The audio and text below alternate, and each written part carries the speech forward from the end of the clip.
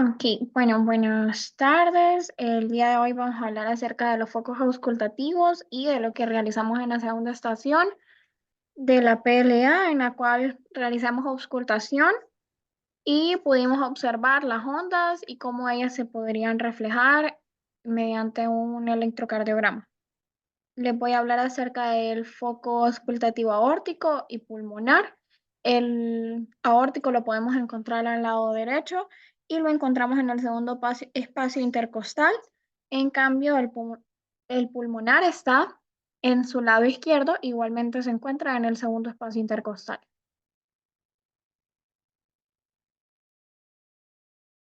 Le vengo a hablar un poco sobre el foco pulmonar accesorio. Este se encuentra en el tercer espacio intercostal izquierdo, en el borde esternal izquierdo.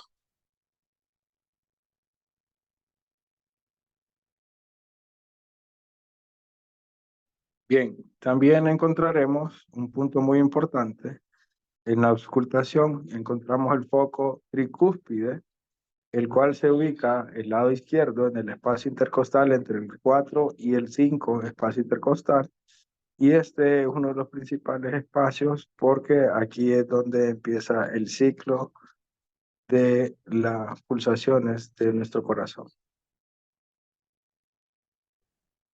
Bueno, tenemos la válvula bicúspide, también conocida como la válvula mitral, que se encuentra en el espacio intercostal izquierdo, cerca del área quinto espacio intercostal.